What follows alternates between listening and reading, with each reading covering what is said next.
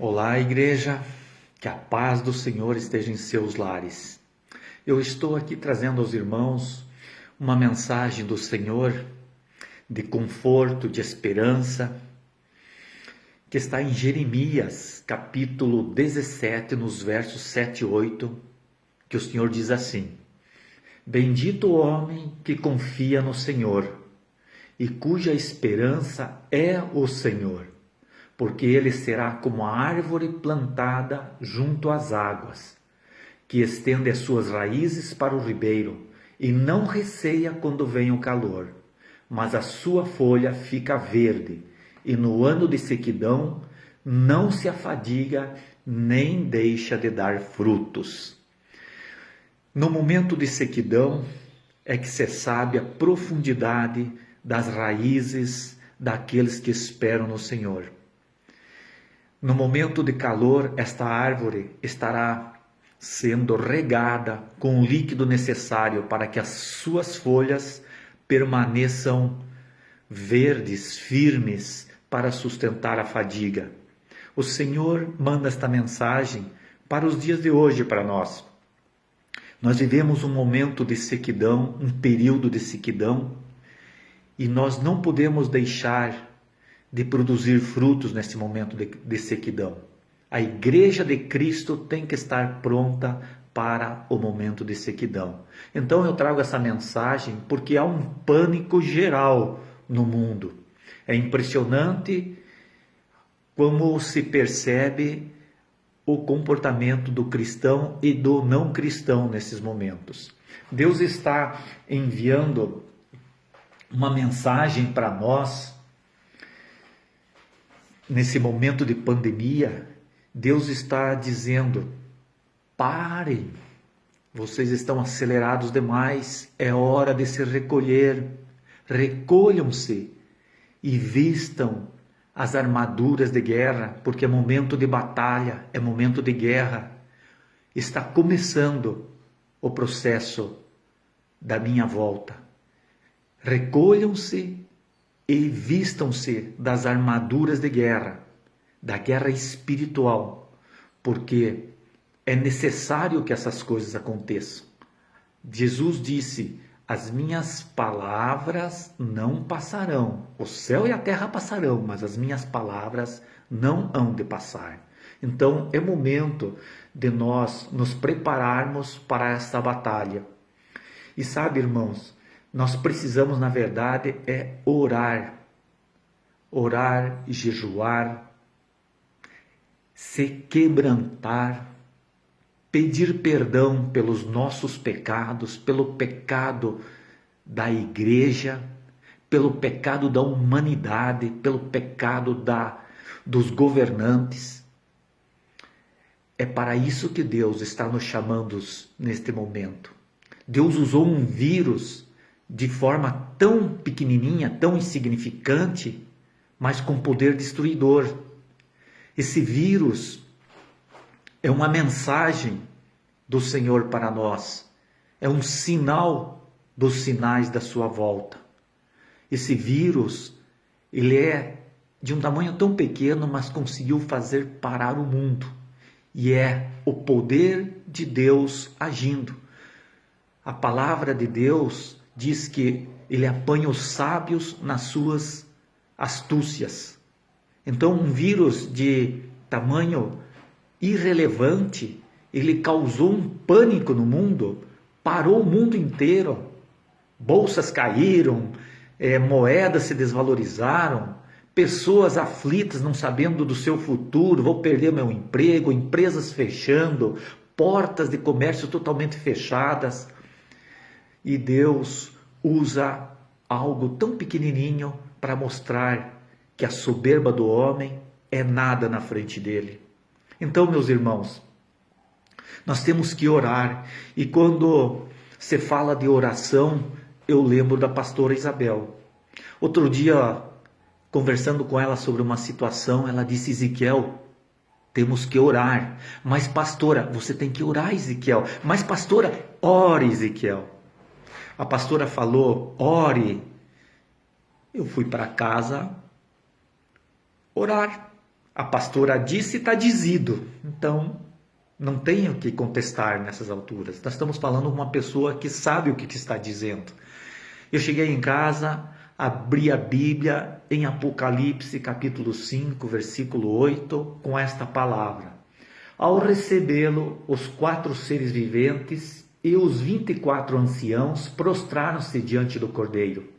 Cada um deles tinha uma harpa e taças de ouro cheias de incenso, que são as orações dos santos.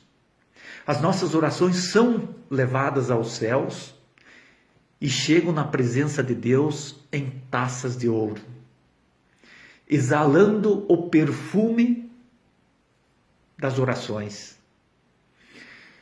Em Apocalipse 8, essa situação se repete. Outro anjo, que trazia um incensário de ouro, aproximou-se e ficou em pé junto ao altar. A ele foi dado muito incenso para oferecer com as orações de todos os santos, a minha e a sua, sobre o altar de ouro diante do trono. Então essas orações foram levadas pelos anjos diante de Deus em taças de ouro. E da mão do anjo subiu diante de Deus a fumaça do incenso com as orações dos santos. Essas orações são levadas diante de Deus com perfume. E Deus, então, manda de volta a resposta dele para nós, das nossas orações. Ali no versículo 5 diz assim: então o anjo pegou o incensário e encheu com fogo do altar e lançou sobre a terra, e houve trovões, vozes, relâmpago e um terremoto. Então essas nossas orações, quando chegam aos céus, Deus as devolve para nós com a resposta daquilo que nós pedimos a Ele, e vem com força, vem com poder, vem com autoridade, e não há força no inferno que possa resistir a resposta de Deus às nossas orações. Então, meus irmãos, é necessário que nós nos preparemos e nos prostremos diante de Deus, e temos que orar, Senhor.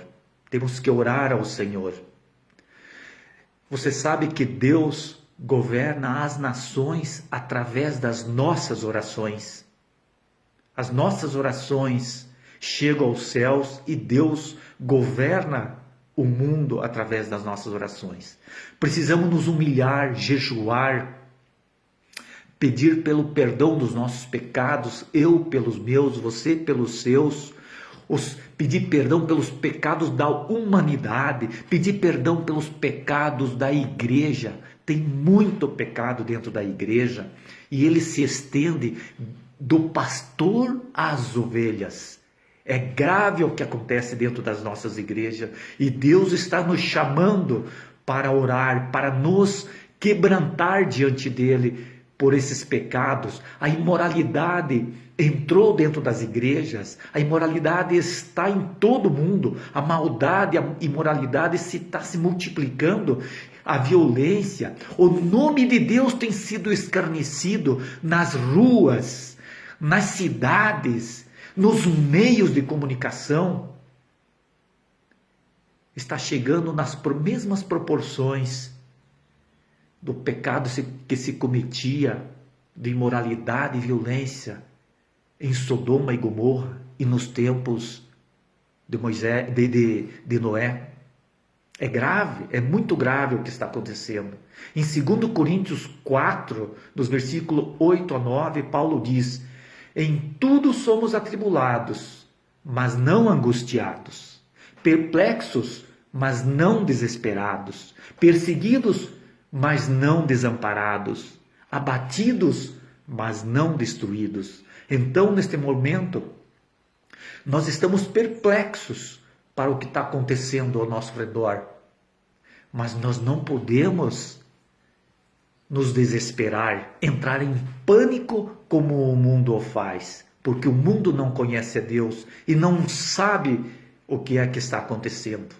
Estão caminhando para um matadouro sem saber que estão indo para o local do abate. O mundo não sabe o que está acontecendo. Estão perdidos, estão atônitos, totalmente perdidos. E Jesus disse: neste mundo tereis aflições, mas tenham ânimo. Eu venci. Jesus venceu. E você e eu venceremos. Jesus disse lá em Mateus 24:35, o céu e a terra passarão, mas as minhas palavras não hão de passar. Lembre-se do Salmo 23. O Senhor é o teu pastor e o meu pastor. Nada nos faltará. Isso não é poesia, meu irmão. Não é para ser declamada como poesia. É para ser declarada como promessa de Deus. O Salmos 23 é a promessa de Deus para nós. Nós temos que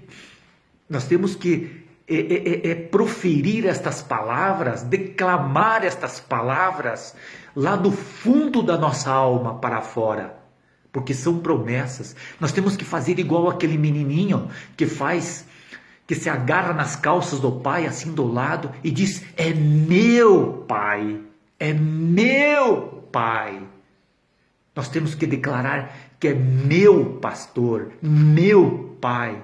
São promessas de Deus para nós nas Sagradas Escrituras. São palavras que vêm para nos confortar, nos fortalecer. E nós, com essas palavras, nos tornamos uma árvore plantada à beira de um rio, que se fortalece, consegue suportar o calor do sol e os tempos de sequidão. Em Efésios 6,13 diz assim: por isto, vistam toda a armadura de Deus, para que possam resistir no dia mau e permanecer inabaláveis, depois de terem feito tudo, depois de nós termos orado, nos prostrado diante de Deus, nos quebrantado, pedido perdão dos nossos pecados, orado sem cessar. Daí nós podemos estar firmes, mas manter-se firme, não duvidar da palavra. Aquele que duvida não agrada a Deus. Não podemos ser igual uma onda do mar que vai e volta. Cremos, não cremos, cremos, não cremos. Temos que estar firmes naquilo que nós fazemos. Nós temos que ter certeza daquilo que nós pedimos, que Deus ouviu e está mandando para nós, está retornando para nós. Salmos 41, depositei toda a minha esperança no Senhor, e Ele se inclinou para mim e ouviu o grito do meu socorro. Você acha que Deus não ouvirá o grito do teu socorro neste momento de sequidão? Claro que ouvirá. Nós somos geração eleita, povo santo de Deus. Esforça-te e tem bom ânimo. Não temas, nem te espantes, porque o Senhor teu Deus é contigo, para onde quer que andares. Palavras de Deus a Josué, mas não é só a Josué, é para o Ezequiel, é para o João, para a Mariazinha, é para todos nós esta palavra. Palavra de Deus são promessas e não contos de fada. Não são poesias que estas palavras, elas são promessas de Deus para nós. E as promessas de Deus, elas não falham. Elas são fortes e verdadeiras em nossas vidas. Não temerás a peste que se move sorrateira nas trevas, nem a praga que devasta ao meio-dia. Nós não temos que temer a isso. 1000 cairão ao teu lado, 10.000 à sua direita, mas nenhum mal te sucederá. Nenhum mal atingirá. Nenhum mal te atingirá. Nem desgraça alguma, nem peste alguma entrará na sua casa, porque são promessas de Deus para a sua vida e para a minha vida. Lá em 1 Pedro 2, versículo 9, diz assim: vós sois geração eleita, sacerdócio real, nação santa, povo exclusivo de Deus, para anunciar as grandezas daquele que os chamou das trevas para a sua maravilhosa luz. Aleluia! O Senhor te abençoe e te guarde. O Senhor faça resplandecer o seu rosto sobre ti. Deus lhe abençoe. Tchau.